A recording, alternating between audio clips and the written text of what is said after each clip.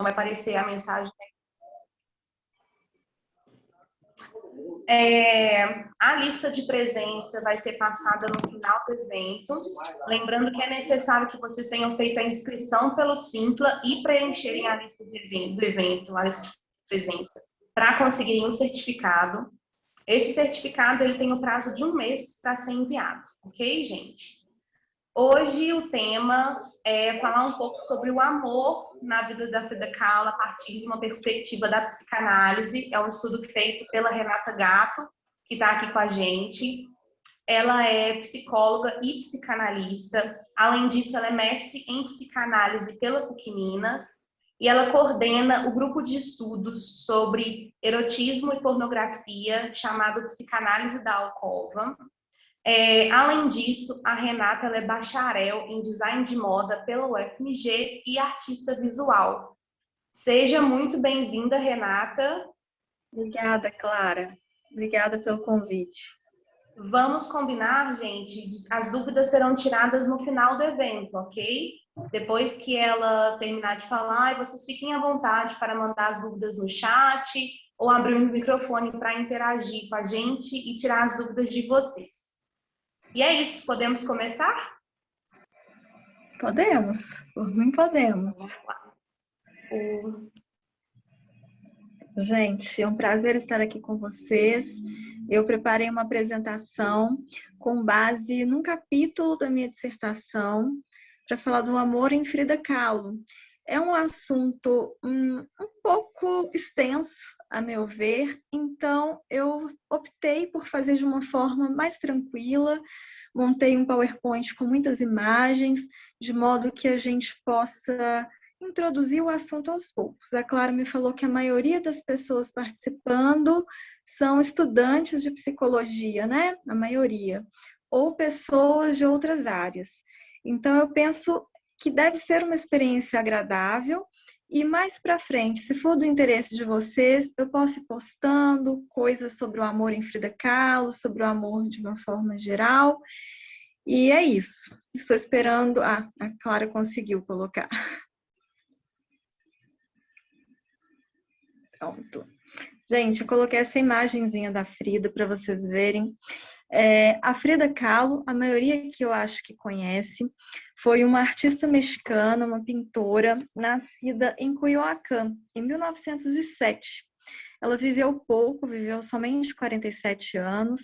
Ela teve muitos problemas de saúde, já em tenra idade, pequena. Ela nasceu pequena, aos 6 anos ela teve poliomielite, já nascida numa situação um pouco conturbada, que foi a depressão pós-parto da Matilda, sua mãe. Mas, ao mesmo tempo, nasceu uma pessoa muito inteligente, profundamente amada por seu pai. E Frida, já desde muito nova, preocupada com questões políticas relativas ao México e ao indigenismo. Então, ela nasceu em 1907, mas ela dizia sempre ter nascido em 1910, junto com a Revolução Mexicana. E a partir disso, ela vai se aprofundando cada vez mais nessas questões políticas. Mais velha, se filia ao Partido Comunismo, um pouco por interesse próprio, um pouco por influência provável do Diego Rivera, seu primeiro marido. E, além disso, na vida da Frida, para a gente poder falar de amor, a gente precisa pensar na importância da família e da ascendência dela, que é o que vai marcar o tempo todo a sua obra, seja a obra de pintura, seja o que ela deixa escrito no diário, nas cartas de amor, que até então não são exatamente uma obra, pelo menos não propositalmente, mas ela deixa como um legado sobre a sua história. Inclusive, eu queria marcar para vocês o quanto é importante que a gente compreenda a importância do... Me perdi aqui, gente. Tomando, viu? Boa noite aqui de uma pessoa. Que a gente está fazendo uma consulta principal a Frida por ela mesma, as suas obras, seja o diário, sejam as cartas de amor que ela escrevia, que ela trocava com amigos, familiares, amantes, namorados.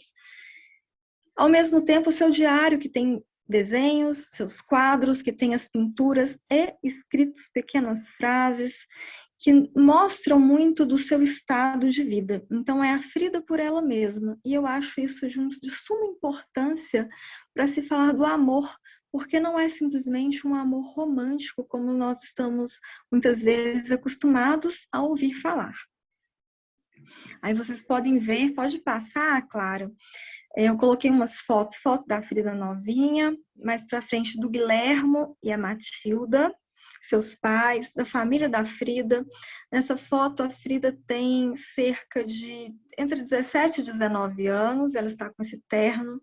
Ela tem até uma certa identificação masculina, que a gente vai vendo ao longo da obra, das brincadeiras que ela faz em torno do próprio gênero, quando ela se relaciona com mulheres, como ela se posiciona de uma forma mais masculina.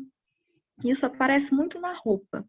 E a Frida, ela vai fazendo também uma construção desse eu dela pela roupa, pela vestimenta, pelos acessórios, pela relação com a ancestralidade, com o indigenismo. Tanto que vocês podem ver, além dessas fotos de terno, ela vai marcando muitas vestimentas da época, dos familiares, ora vestimentas dela. Nesse quadro não acabado do retrato da família, a gente vê uma Frida vestida com roupa terruana. Vocês podem diferenciar a roupa dos avós alemães, por parte do Guilhermo, judeus húngaros alemães, vieram da Hungria, se estabeleceram na Alemanha. O Guilhermo nasce na Alemanha, vai para o México, conhece a mãe da Frida, que é uma descendente de avô índio e avó espanhola. E desse casal nasce Frida e outras meninas. Guilhermo já tinha uma Frida, uma irmã, filhas mais velhas, bem mais velhas, de um casamento anterior. Casa-se com Matilda depois da morte da primeira esposa. E nasce Frida depois da morte de um menino. E essa morte é uma morte muito relevante, porque além de uma perda para Matilda e para a família, é uma perda indireta para Frida, porque Matilda entra numa depressão muito grande, engravida da Frida, tem a filha, não dá conta de amamentar, contrata uma ama indígena, uma ama que Frida não se lembra da face, e não é a primeira, ela chegou a ter uma que abusava de álcool e a família dispensa, então ela tem pouco contato físico com a mãe, nesse sentido do aconchego, da amamentação, e isso marca a Frida também, com um certo abandono, desamparo. Logo após, Matilda engravida de Cristina, que é uma irmã que vai ser muito importante na vida da Frida, nem sempre positivamente, tá? E ocupada da nova filha, Frida continua recebendo menos atenção dessa mãe. Por outro lado, Guilhermo é um pai que é quase uma mãe para ela, cheio de ternura, muito próximo, que apesar da época em que viviam, preparou muito a Frida intelectualmente. A Frida, além do espanhol, falava fluentemente alemão e inglês. Imagina, naquela época, uma família pobre. Eles tiveram uma condição de vida razoável até o nascimento da Frida. A partir disso, a situação começa a ficar difícil, tanto que ela própria passa a trabalhar em lojas depois das aulas, para ajudar no sustento da família.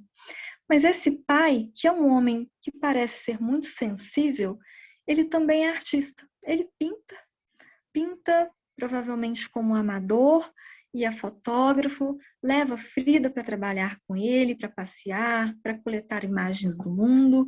E ela tem muitas cartas e muitos trechos no diário falando desse pai tão amoroso, desse pai que é tão compreensivo, né? Tem uma citação, eu acho que eu coloquei mais para frente, e a gente pode ver, que é sobre o exemplo de compreensão que Guilhermo oferta à Frida. Normalmente algo esperado mais de uma mãe, mas ele supre essa necessidade parcialmente da filha. Eles são próximos até o fim da vida. Matilda Gonzalez Calderon, a mãe da Frida, era uma pessoa que ela descreve como bondosa, muito católica, mas muito cruel em muitos momentos. Frida diz que muitas vezes ela era uma pessoa dura e que ela casou sem amar o Guilhermo, substituindo o noivo alemão pelo Guilhermo, também alemão, sem nunca amá-lo, pois ela perdeu um noivo do suicídio e como no olhar da Frida ela tentasse substituir pelo pai. E a Frida diz em alguns relatos que a mãe nunca amou o pai. E isso parece ser algo incômodo para a Frida. Isso também vai aparecer na arte. A Frida pinta um quadro chamado Meu Nascimento. Já mais para frente, em 1932, ela já tem quase 30 anos nessa época, e mostra um pouco dessa depressão materna após o nascimento da artista.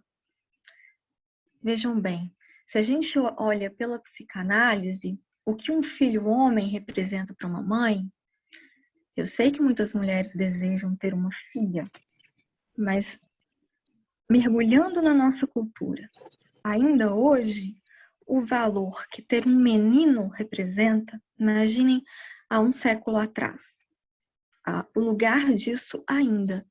E a psicanálise vai pontuar sobre isso, porque a psicanálise ela foi construída toda com base numa cultura.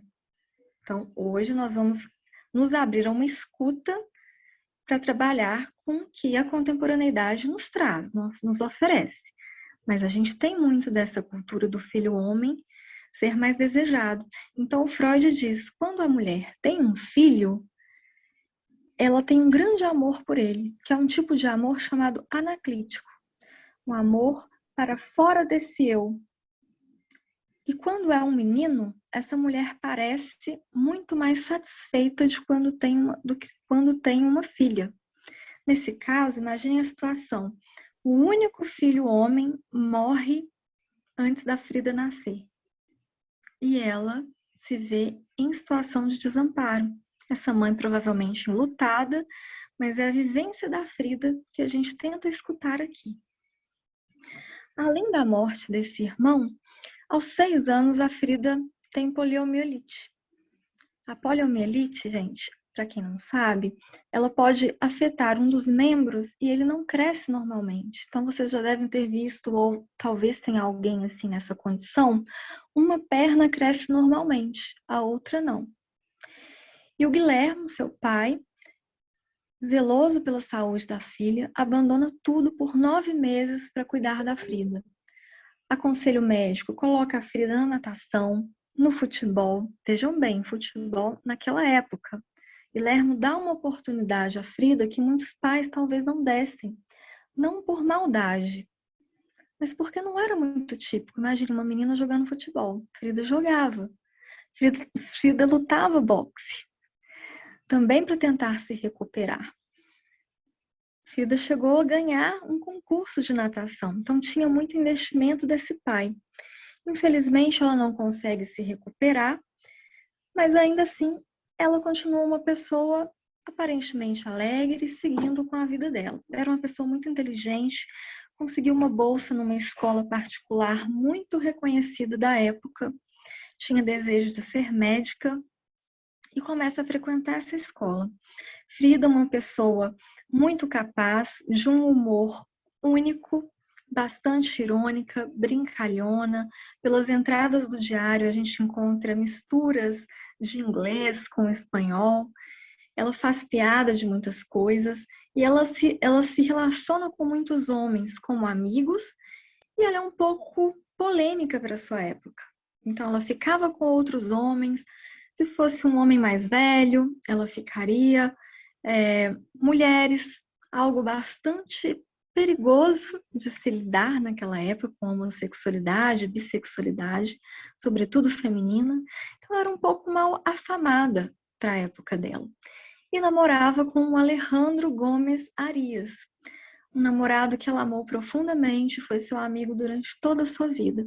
A família do Alejandro parecia ser bem mais abastada que a da Frida e não julgava conveniente que Frida namorasse com ele.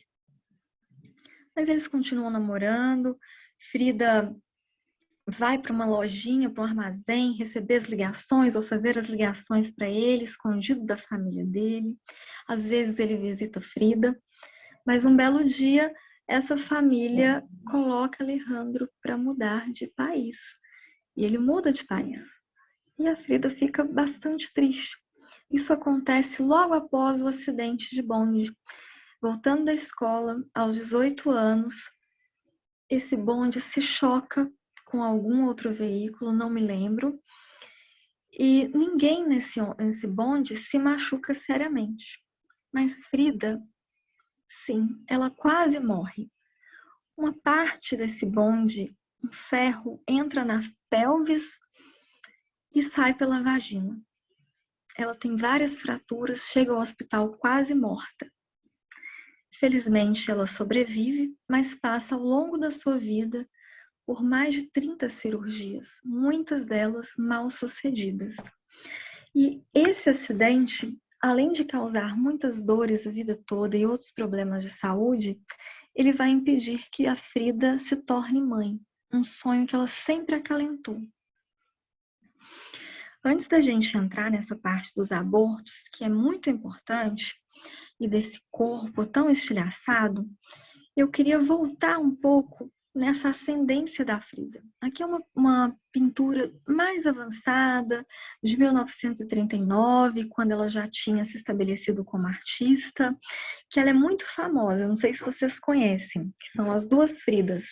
Tem um pouco da ascendência da Frida, o indigenismo, o mexicanismo, roupas terruanas, mais despojadas, mais alegres, já com a outra parte europeia, talvez um pouco puritana, quem sabe foi isso que ela quis dizer ou não, mas com esse coração tão exposto, né? Os dois corações expostos. Mas essa Frida estrangeira parece muito mais machucada, não parece? Muito desafiador mesmo, Túlio. Aqui eu botei uma foto muito interessante, a Frida pintando no hospital. Eu não sei dizer a data exata, porque foram muitas cirurgias. E após o acidente, o pai e a mãe se juntam e ajudam a Frida a se distrair. O Guilherme tinha uma caixinha de pintura com tintas a óleo que ele não emprestava para ninguém. Após esse acidente, Guilherme entrega essa caixinha, um presente para sua filha preferida. E ela começa a pintar com um cavalete que a Matilda manda fazer para a filha. Então, essa mãe não é tão ruim assim, né? Ela faz um cavalete adaptado para que Frida passe suas horas. E a Frida relata no seu diário, nas suas cartas, que ela só não enlouquece porque ela tem a pintura. Então, ela começa a pintar a si própria. Tem um espelho também instalado e ela vai se vendo e pintando. Se vendo e pintando. Por isso, tantos autorretratos. Embora a questão do autorretrato, se a gente estuda um pouco a história da arte, a gente vai ver o quanto ele é comum entre os artistas e o quanto isso é pertinente se a gente pensa num certo narcisismo e que as mulheres, para a psicanálise, elas têm uma tendência a serem mais narcisistas. Não um narcisismo patológico, como a gente vai encontrar em psicoses, uma perversão. Não. Esse narcisismo, que antes de tudo é um investimento no objeto eu, né, em si próprio, é algo muito mais fácil à mulher. Então, a mulher ela é muito mais investida em si. Tanto que a gente encontra a vaidade, os ornamentos, muito mais do lado do feminino. Embora o feminino não seja sinônimo de mulher, um homem pode ser feminino, e existem homens muito investidos em si próprios, a mulher ela está muito mais para o feminino e o homem muito mais para o masculino. Então, a questão da vaidade, de se dar tão bem com o autorretrato. No caso da Frida, havia uma questão limitante aí, de movimento. Ela ficou engessada, gente. Tem um relato dela, eu não lembro se é nas cartas ou no diário, mas após o acidente, ela conta para o Alejandro, numa carta, ela conta para o Alejandro que foi uma tortura. Ela ficava 4 horas em pé, isso cada vez que colocava gesso. 4 horas em pé, na ponta dos pés, suspensa pelo pescoço, pelos braços, com o gesso sendo amassado e moldado no seu corpo, na pontinha dos pés. 4 horas para o gesso secar. Depois, somente deitada. Então, era um sofrimento terrível, tédio. Ela comentava muito da dificuldade que era ficar sem andar. Então, o sofrimento dela já começa ali, bebezinha, sentindo um certo desamparo da mãe, que mãe representa ternura, acolhimento, né? Banhar a criança na linguagem também, sendo mais lacanianos, que é um pouco o que o Guilherme faz, né? O Guilherme faz em grande medida.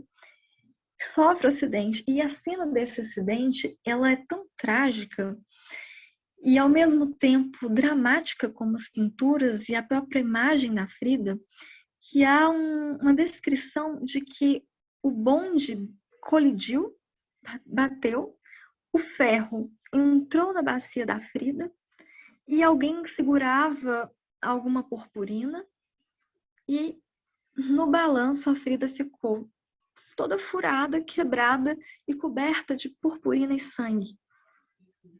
Parece até história inventada, mas é a história da Frida. E sim, Luciana, tô vendo aqui o comentário. Realmente, a Frida não foi uma pessoa muito forte, muito forte. Coloquei algumas fotos no próximo slide, claro, de amores pouco convencionais para a época. Hoje em dia é muito mais aceito uma pessoa bissexual. Esse primeiro é o Alejandro, uma pessoa que foi incrível, muito importante na vida da Frida. Esse segundo, o Diego. A terceira, Jaqueline Lambert, que também é artista surrealista, francesa, esposa do Breton, criador do Manifesto Surrealista. Aqui o Trotsky, um grande nome do comunismo. Esses foram uns dos relacionamentos que a Frida teve.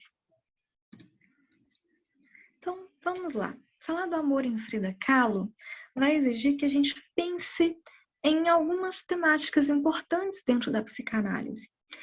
A psicanálise, a partir de Freud, com o conceito de transferência, amor narcísico, amor anaclítico, Lacan, que vai falar do amor como dom ativo, diferenciar o amor de dom ativo de paixão, que vai falar de amar e dar o que não se tem a quem não o pediu, né? Uma frase muito famosa do Lacan, dentre outras contribuições como real, simbólico, imaginário, e o Jacques Lamelaire, que vai trazer a teoria do parceiro, a partir também de contribuições do Lacan, tá? Então, a partir das imagens que eu fui colocando nesses slides, eu gostaria que a gente fosse abordando esses temas, tá? De uma forma bem tranquila, e se vocês tiverem alguma dúvida também, vocês podem anotar para perguntar, se não, só acompanhar. Essa imagem é do diário da Frida Kahlo. Ela tem um diário lindo, gente. Tô com ele aqui nas mãos. Depois eu posso mostrar para vocês no final. Ele ficou esgotado um bom tempo. Depois a editora José Olímpio veio com uma edição maravilhosa, capa dura. Ele é todo colorido. Esse diário, ele na verdade é um verdadeiro objeto que a Frida criou.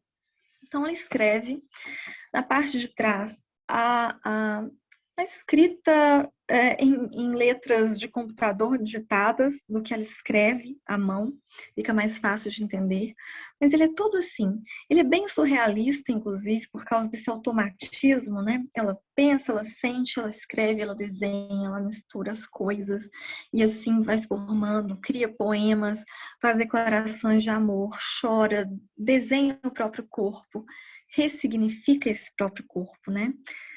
Vocês já podem ver aí nessa imagem, né? O amor, o Diego. Nesse próximo retrato, pode passar, Clara, por favor. Esse é um dos primeiros retratos que a Frida faz de si própria. Quando a Frida sofre o acidente, pelo fato da família não ser muito abastada, ela se preocupa em como ela vai se sustentar. A Frida não tinha uma beleza convencional. Muitas vezes as pessoas nem a achavam tão bela, mas ela era inteligente e ela queria se sustentar. Ela se preocupava com o seu futuro, talvez ela nunca fosse se casar. Frida pinta um retrato, procura Diego Rivera, um famoso muralista mexicano, envolvido com o comunismo, com o indigenismo, muito mais velho, 21 anos mais velho. Quando Frida tinha só 15 anos, ela já tinha visto Diego pintando na sua escola e ela disse para os amigos: um dia eu vou casar e vou ter um filho com esse homem. Aos 18, ela procura Diego de posse de um quadro e fala: sofri um acidente, quero saber se eu realmente tenho talento, eu quero que você me fale a verdade. Eu tenho futuro como artista? Diego examina, pede para ela deixar os quadros e quando ela volta, ele diz: olha, você tem talento, você realmente tem talento. E tem um interesse mútuo. Com o passar do tempo, uma amiga em comum os apresenta formalmente e Diego começa a frequentar a casa de Frida. Um pouco a contragosto da família dela, porque ele era muito mais velho, um homem muito mal afamado também, com muitas amantes, ex-mulheres. Mas eles insistem em ficar juntos e ficam juntos, e realmente se casam. Esse retrato é um retrato que Frida continua pintando ao longo da sua vida. Depois desse acidente, ela se afeiçoou muito ao médico, a todos os médicos. A Frida era uma pessoa muito amorosa, que fazia muitos laços de amor.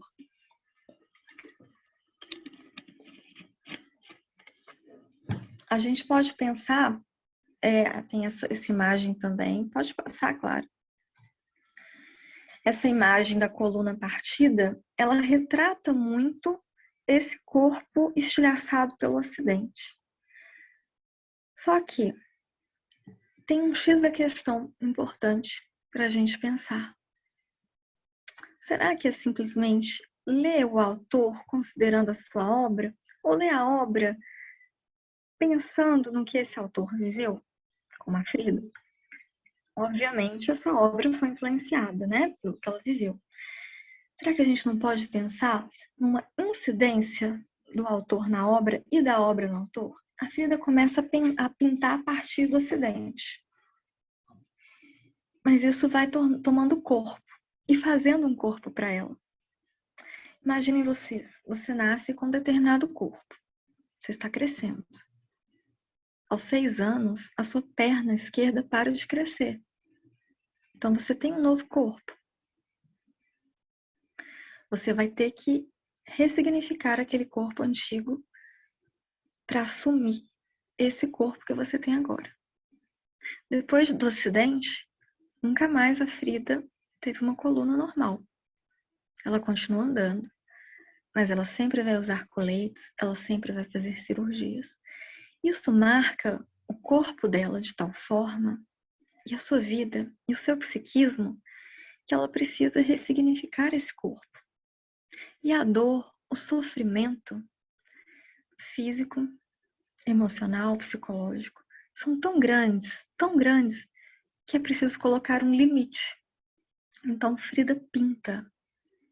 O que essa pintura representa? Representa um limite. Escrever representa um limite. Por quê, gente? Se a gente for em Lacan, falar do corpo, a gente vai ter que falar de 3 registros: real, simbólico e imaginário. O real, para Lacan, ele é diferente de realidade e se refere ao impossível. Então, esse encontro aí com o bonde, com o acidente que corta a carne, é o encontro com o real. A partir da pintura, a gente já pode ver esse corpo de uma outra forma, né? Então, o real, ele não comporta simbolização e se caracteriza pela falta de sentido e pela insistência. É o que não cessa de se inscrever. Mas quando se busca dar sentido ao real, como no caso da pintura, da escrita da Frida, a gente fala de uma busca pela função do simbólico, embora o sentido seja sempre imaginário. Então, eu não sei se vocês já chegaram nessa parte do nó borromeano, do Lacan. Se não, eu acredito que vocês vão achar muito interessante quando chegar. Mas existe, né, um nó borromeano em que esses 3 registros se interlaçam e um diz do outro. O simbólico, que é onde a gente pode pensar na criação, né, na pintura, na letra, né, na escrita. O simbólico é um registro ordenatório. Então, olha, tem um acidente, não só fisicamente, há um desarranjo, uma desordenação. A partir do símbolo, ordena-se o real, o imaginário. A linguagem, por exemplo, ela é uma forma de simbolizar e organizar. Quando a gente vai falar uma frase, sujeito, verbo, objeto, tem uma ordem para a gente entender. Então, ordena. A gente tem que organizar o nosso pensamento. Eu tenho, você tem. A linguagem, ela é um código. E a gente vai entender esse código porque nós falamos a mesma língua.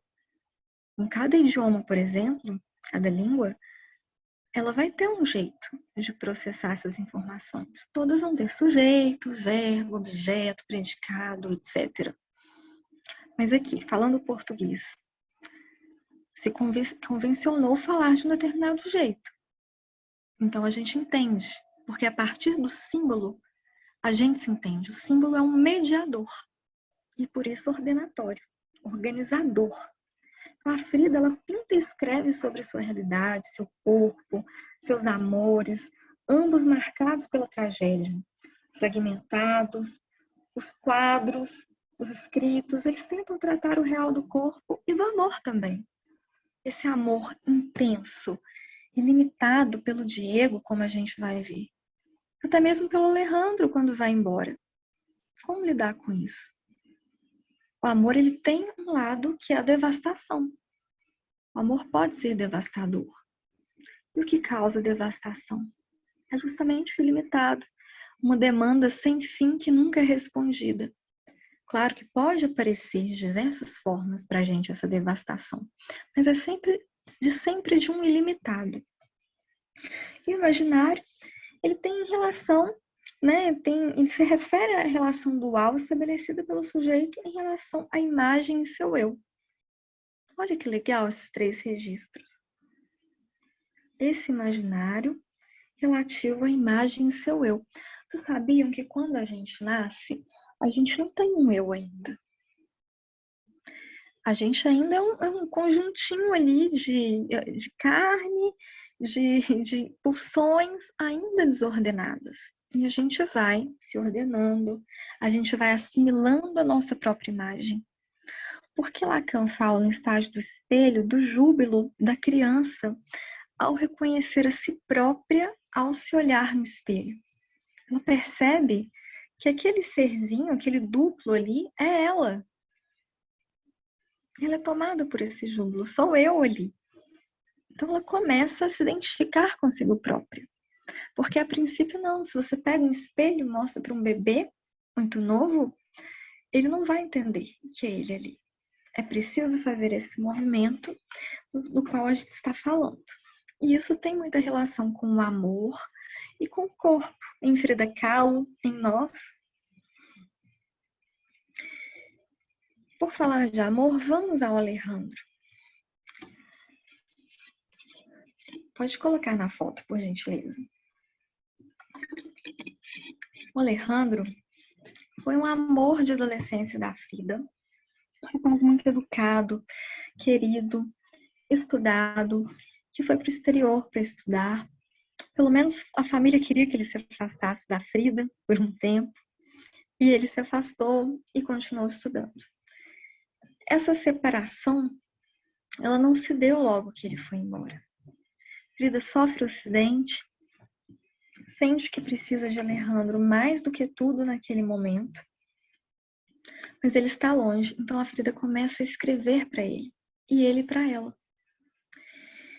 E como era de se esperar, Frida muito carinhosa, sempre dizendo a Alejandro, né? Alejandro, eu te amo como eu jamais amei ninguém, como ninguém vai te amar, né? Faz várias objeções que Alejandro aceitaria pouco de outras meninas, então dá a impressão até de um relacionamento aberto e bissexual da parte dela já com ele. Tem uma citação muito legal que ela coloca para ele, que é a seguinte: é sabido que você é um pouquinho masoquista e se lembra com carinho daqueles que acha que não lhe querem bem. Mas tenho certeza de que isso não acontecerá comigo, que o amei como a mais ninguém. E já que você é tão meu amigo, vai me amar, mesmo sabendo que eu amo muito, não vai, Alex? É interessante que ela coloca Alejandro como masoquista por ele amar quem não lhe quer tão bem. Mas ela é a pessoa que corre atrás, que talvez ame alguém que não lhe ama tanto quanto ela ama. Ela se coloca como suficiente para ele, mas ela se identifica também. E direciona ao Alex várias cartas pedindo cada vez mais o seu amor. Me escreva mais, Alex. Me ame mais, me ame mais, me ame mais. E por supor que Alejandro a ama, ela passa a amá-lo cada vez mais.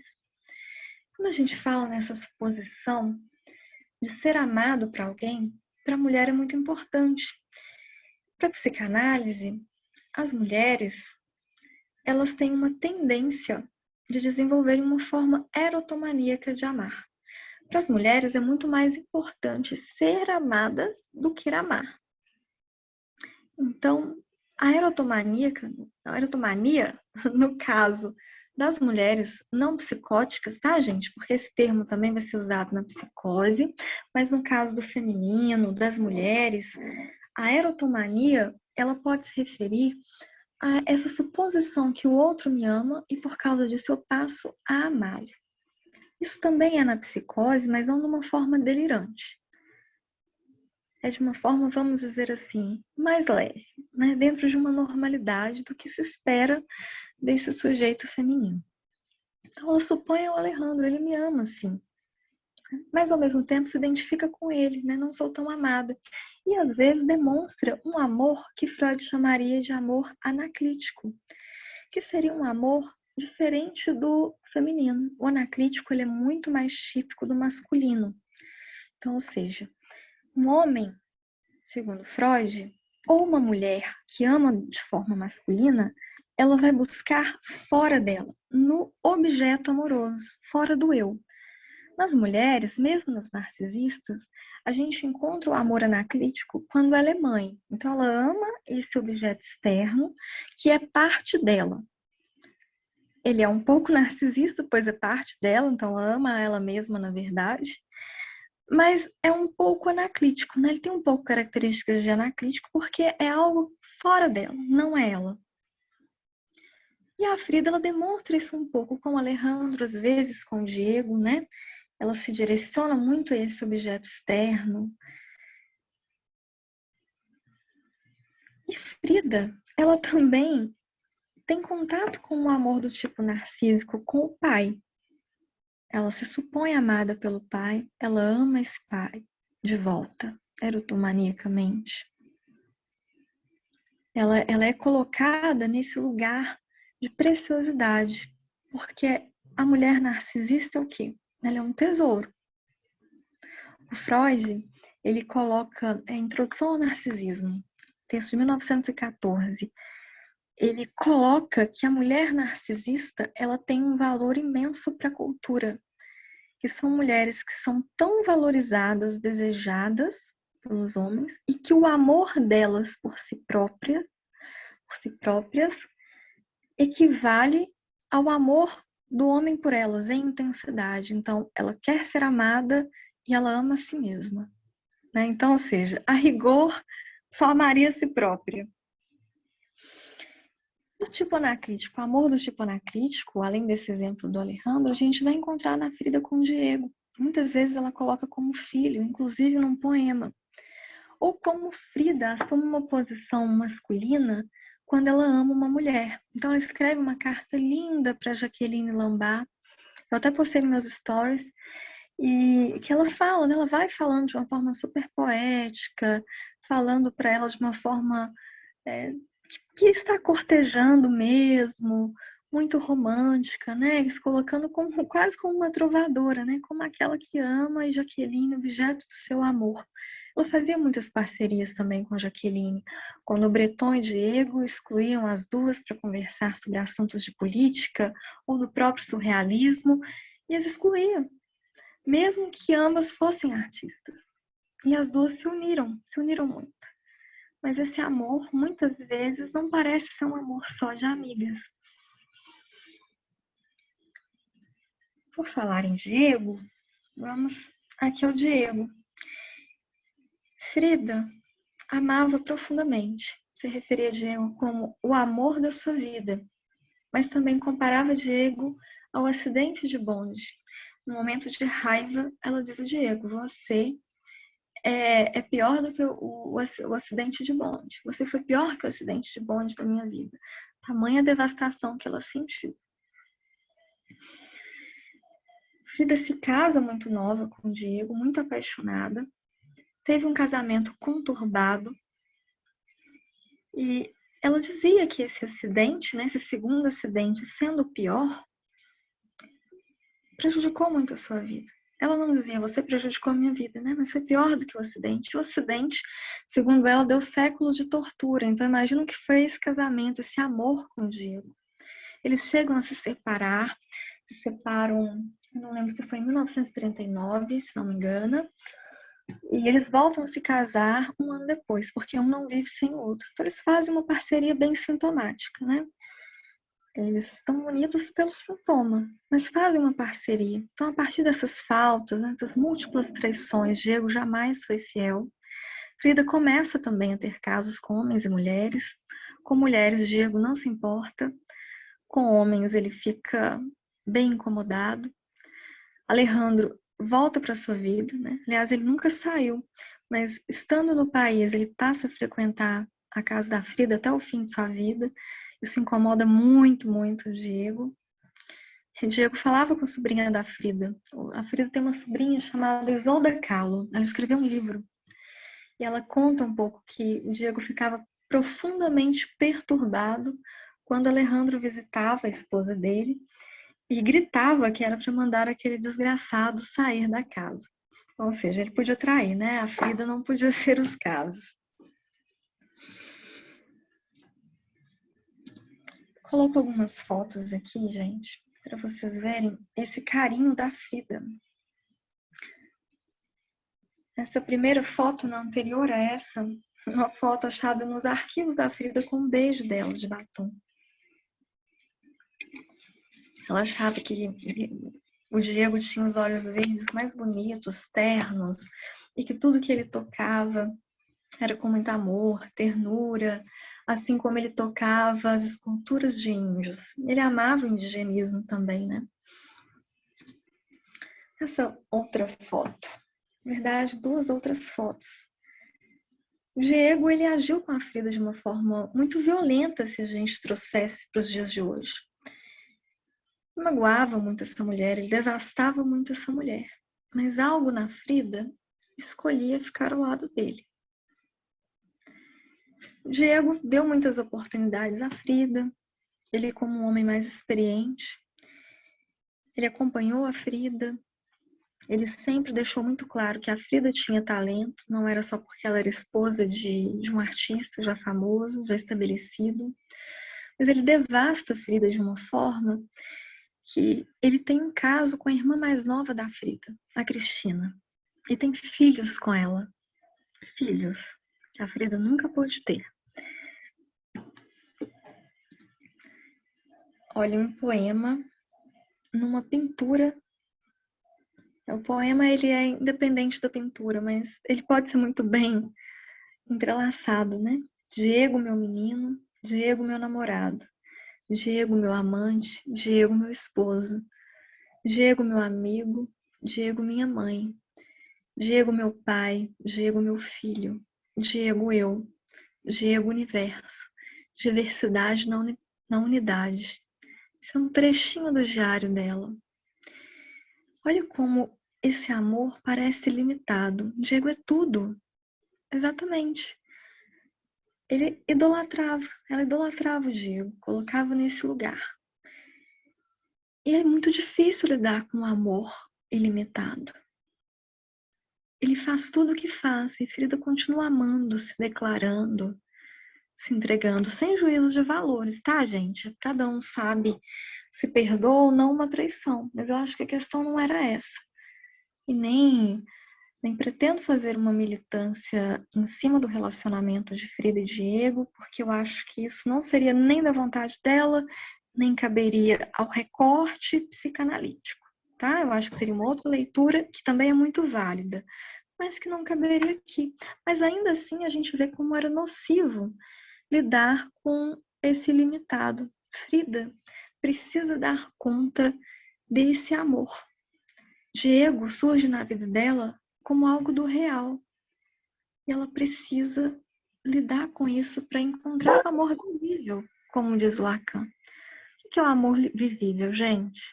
Esse amor se vai lidar com a castração, com a falta. Olha quanta falta. Ele é tudo. Ela tem um vazio enorme. Ela relata em algumas passagens dos escritos dela que Diego parece que não tem falta de nada e ela tem um vazio muito grande. Então, as mulheres elas têm mais facilidade de lidar com a falta, né? Elas estão mais, não vou dizer facilidade talvez, mas estejam mais localizadas do lado da falta, até por questões relativas à castração, né? Como Lacan diria, as mulheres são amigas do real. Mas chega um ponto que Frida parece que faz um movimento na direção do amor vivível. Diego nunca foi meu e nunca será.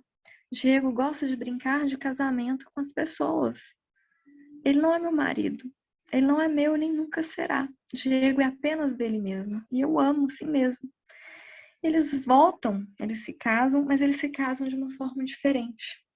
Talvez tenha sido muito positivo para Frida voltar dessa forma, que é cada um em sua casa. Não dormiam mais juntos. Eles estavam juntos, continuavam como parceiros. Frida dizia que ele era um ótimo companheiro. Ele era um ótimo companheiro para se conversar, compartilhar as coisas, um ótimo amigo, uma inspiração para ela. Mas isso parece limitar essa forma de ver o amor, de parar de esperar no Diego o que ele não pode dar, né? Algo da ordem do impossível. Mais um poema no próximo slide que ela escreve. Seria um poema surrealista, né? Na saliva, no papel, no eclipse, em todas as linhas, em todas as cores, em todos os jarros, em meu peito, fora, dentro, no tinteiro, nas dificuldades de escrever, no assombro de meus olhos, nas últimas linhas do sol. O sol não tem nenhuma linha. Em tudo. Dizer em tudo é idiota e magnífico. Diego em minha urina, Diego em minha boca, em meu coração, em minha loucura, em meu sono, no papel mata borrão, na ponta da caneta, nos lápis, nas paisagens, na comida, no metal, na imaginação, nas doenças, nas vitrines, em suas lapelas, em seus olhos, em sua boca, em sua mentira. Olhem isso. Escutem isso. Parece que até mesmo pintar o Diego, tentar entender o Diego de outra forma, é uma forma de lidar com essa falta, de viver um amor como é possível. Me parece uma tentativa. Seguindo um trecho do diário dela, ela faz muitos desabafos nesse diário, se sente sozinha. Quando eles se separam, Frida começa a misturar remédio com bebida. Frida começa a beber todos os dias, os amigos se preocupam. Diego fica muito preocupado porque disse que se separou porque achava que faria mal para Frida. Mas volta porque não consegue viver sem ela e porque, segundo ele, parece que é pior ainda para ela. E ela aceita nessas novas condições.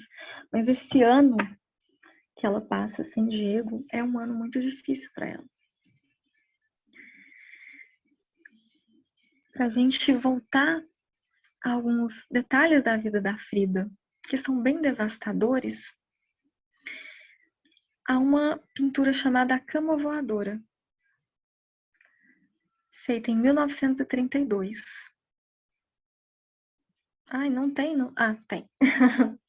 A Cama Voadora, o primeiro foi de uma cesariana, né? Da Frida, foi do primeiro aborto. Esse da cama é relativo a um aborto que ela sofre em julho de 1932, em Detroit. O casal Kahlo Rivera viveu um tempo nos Estados Unidos, devido ao reconhecimento que eles recebiam. E Frida achou tudo muito bonito, mas ela não se adaptava completamente. Ao sofrer esse aborto, ela sofre profundamente. Meses depois, recebe a notícia da morte, da doença da mãe, e pouquíssimos dias depois da morte dessa mãe. Então, ela tem muitas perdas, uma atrás da outra. E esse aborto não é um aborto, nenhum aborto deve ser fácil. Mas eu acredito que esse aborto da Frida, ele é muito mais complicado, porque esse acidente perfura a pelvis, quebra muitos ossos, e ter um filho poderia custar a vida da Frida.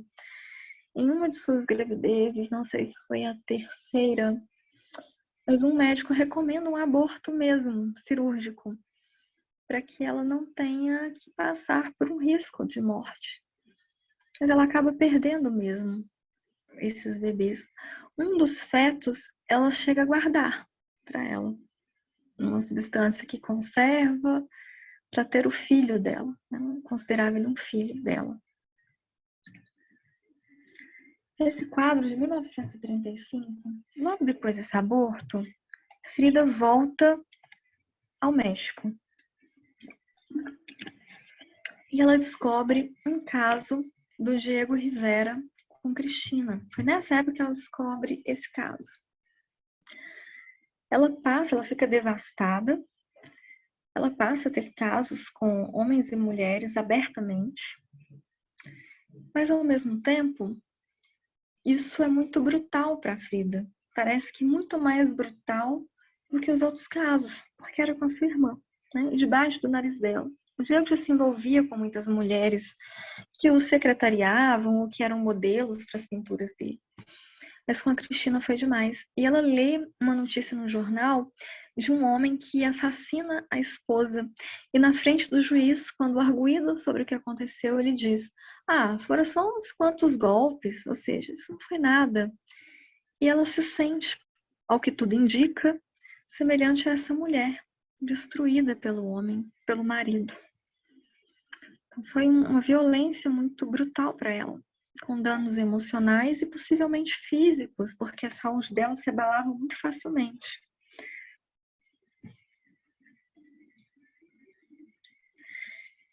Essa outra pintura é de 1937. É interessante, olha, já é 1937. E a Frida pinta a sua ama com uma máscara que parece uma máscara fúnebre terruana. Ela não se lembra do rosto dessa ama. É uma ama indígena. Lembrando que a Frida tem uma ligação emocional e ancestral com os índios mexicanos. E ela teve uma ama da qual eu não lembro o rosto. E ela pinta justamente nessa época. Obviamente, né, a gente não é a Frida falando, mas dá uma impressão até que ela busca algo de uma maternagem nesse momento, de um amor, de uma nutrição nesse momento. Ao mesmo tempo, a gente vê uma Frida desamparada, né, sem o olhar da mãe, que é algo tão importante para um bebê. Não sei se vocês já ouviram falar de estudos sobre bebês que, quando não tem um cuidador que ofereça amor, palavras, olhares, esses bebês morrem muito novinhos, morrem sem doença nenhuma. Isso me remeteu a esse quadro. Embora eu não tenha encontrado nenhum escrito da Frida que afirme isso, né? Mas me remeteu. Gente, eu sei que a gente está bem em cima da hora, então não vou demorar muito, tá? Para abrir para as perguntas. Vou passar um pouco por essas pinturas e logo a gente chega ao momento de vocês falarem. Esse outro quadro, Memória ou Coração. O quanto Frida teve seu coração, parece que arrancado, né? E olha, à esquerda, o uniforme escolar de quando conheceu o Diego, coração enorme no chão. Esse vestido terruano. O Diego gostava muito de ver a Frida com roupas ou calça de brim, do Partido Comunista, ou roupas que remetessem ao indigenismo.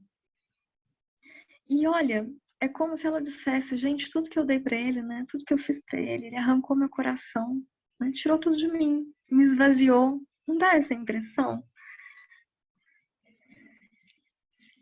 Esse quadro também, Sem Esperança, gente, olha que brutal. Em meados dos anos 40, a saúde de Frida, debilitada por ela passar por várias cirurgias, ela passou por 7, só entre 1950 e 1951. Foram cerca de 33 cirurgias e 3 abortos. Isso registrados. Dores intensas. O pai morre nessa época, nesse mesmo ano. Ela é forçada a se alimentar no hospital. Nessa época, ela enfrenta anemia, problemas renais. Então, ela está com o corpo bem devastado. Se a gente olha essa cobertazinha, né? Parece que remete um pouco aos vírus, né? A doença. Bastante pesado. Já que em Árvore da Esperança, mantenha-se firme. Olha a marca ali da cirurgia. Várias cirurgias, vários cortes, no mesmo lugar ou em outros. Dá uma impressão que ela brinca um pouco com o sacrifício ao deus azteca do sol, que se alimenta de sangue. Pode não ser, né? Ao mesmo tempo, me parece uma Frida em busca de firmeza, de esperança. Ela segura esse colete que mantinha a coluna ereta, firme. Aqui dos últimos trabalhos da Frida, Os Cocos Chorando. Nessa época, a Frida já está bastante deprimida, com a saúde bastante agravada. E é possível que ela não esteja pintando autorretratos, talvez até por aparência estar sofrendo tanto, né, com o estado de saúde, de tristeza, de não dar conta. Frida, em uma das passagens do diário, ela fala que tem vontade de morrer, né, que deram séculos de tortura a ela, mas que a vaidade dela a faz acreditar que Diego a ama e sentirá a falta dela, e por isso ela não se mata. Olha que interessante a força desse amor, né? Essa erotomania aí de supor o amor do outro. Ele me ama, eu preciso viver para ficar com ele. Eu vou fazer falta. Ele me ama sim, por isso eu o amo também. Último autorretrato da Frida, gente. Assim como nos diários que vocês vão ver, quem tiver a oportunidade de pegar na internet, eu acho que vocês conseguem ver algumas páginas. A letra da Frida começa a mudar. Então, pode ser por tomar muito remédio, ela vive à base de morfina nos últimos tempos da vida dela, às vezes mistura remédio com álcool para poder dar conta da dor, não por alcoolismo, mas para dar conta da dor. E olha o traço, como não é aquele traço tão preciso de antes que ela faz, né? E até o último autorretrato, uma amante na cabeça dela e o Diego no peito. Continua amando o Diego, né? Mas tem outra mulher se interpondo. Essa foto do enterro da Frida, né, da morte, Diego carregando o caixão. Bom, acredito que seja Diego, aqui à direita. Frida já era muito conhecida. Amor, nós já falamos, gente, então quero que vocês fiquem à vontade. Mas antes da gente passar para as perguntas, eu queria mostrar para vocês o trabalho que deu origem a essa live de hoje, que foi a minha dissertação do mestrado, chamada Dádiva e Devastação, uma leitura biografemática das parcerias amorosas em Frida Kahlo. Eu concluí em 2016 e concomitante, antes, na verdade, durante o curso de moda, eu tinha desenvolvido uma coleçãozinha, mini coleção inspirada na Frida, e depois, concomitantemente ao mestrado, eu fiz uma disciplina para fazer uma nova coleção e terminava o mestrado. Então, essas... Volta um pouquinho, por favor, Clara. Esses 3 caderninhos coloridos, na verdade, não são cadernos, são as dissertações que foram encapadas, cada uma com um pano de chita colorido para dar para a banca e para minha orientadora. Eu fiz uma segunda capa à mão em todas. Tem fotos de Frida com pessoas que ela amava, fotos lindas em alta resolução. Mas no próximo slide, aquarelas que eu fiz com café e com tinta e coloquei para cada participante da banca. Então foi algo muito feliz para mim, que eu acabei me vendo também criando um objeto, né? Assim como a Frida com seu diário. Então foi algo planejado, foi algo que eu fui fazendo também nessa imersão. Aqui tem um pouquinho do Gil da minha banca. Eu levei os vestidos, 2 vestidos, na verdade eu levei 3 vestidos que eu fiz. Aqui de uma exposição que eu fiz na própria PUC, fiz em 3 unidades da PUC. Fiz uma no Coração Eucarístico, fiz uma para visita do MEC na PUC Savassi, depois também na Faculdade de Direito. E aqui eu botei só algumas fotos para vocês verem. Tem mais no meu Instagram, se vocês quiserem conhecer, tem os destaques, tá? E é isso, gente. Como eu disse, o assunto é vasto, gostaria de falar mais, mas o tempo foi curtinho. Eu agradeço muito a companhia, a presença de vocês. Fiquei muito feliz de poder falar de um assunto que eu gosto tanto. E é isso, fiquem à vontade. Renata, tá chovendo elogio para você no chat, falando que você é uma artista incrível, que a palestra foi maravilhosa, amaram o seu trabalho, você está de parabéns, sua arte é linda, esse estudo seu é lindo, foi maravilhosa a sua palestra, o pessoal gostou muito mesmo, então dando feedback isso aqui. Comentaram lá em cima, quando você parece a Juliette do BBB, eu acho que você já ouviu isso muito, Já ouvi bastante. Então devo estar em alta no momento, né? Que ela está bem famosa. Exatamente. Tem gente que comentou que ouviria você por horas aqui, poderia ficar aqui durante muito tempo te ouvindo. Perguntaram mais cedo se você conhece algum podcast sobre a Frida.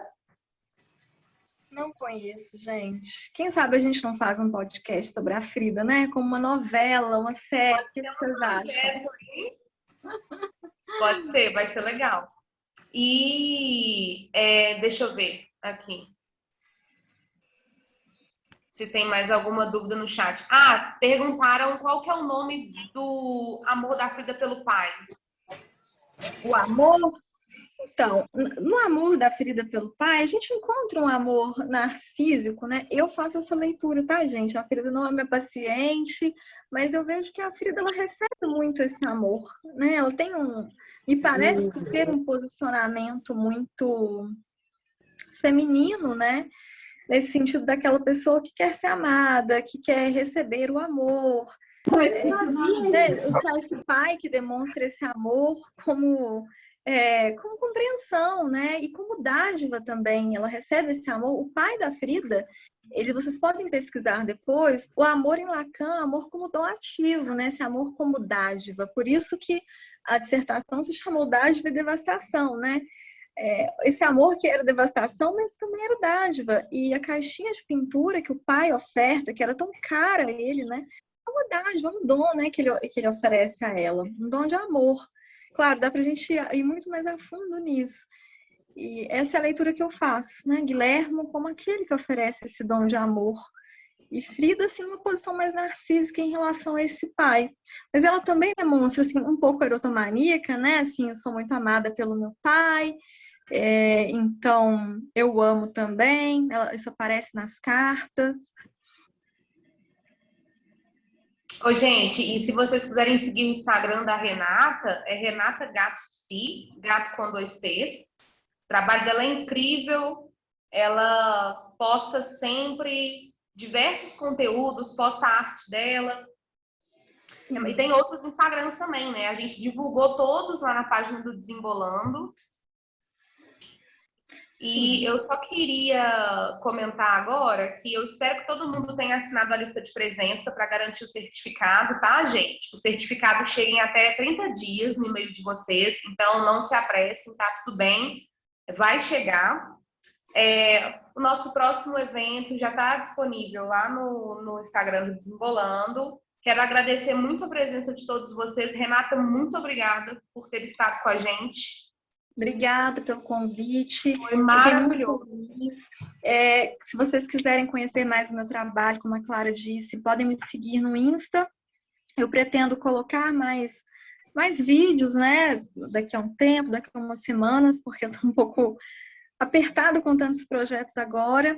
Vocês podem me seguir, eu sempre sigo de volta, mas o Instagram às vezes me boicota, eu não consigo seguir. Eu sigo e daqui a pouco o Instagram volta, então eu não parei de seguir, tá? Eu sei que muitas pessoas, né, para muitas pessoas isso é importante, então estamos lá, deixem comentários, perguntas. Foi muito bom.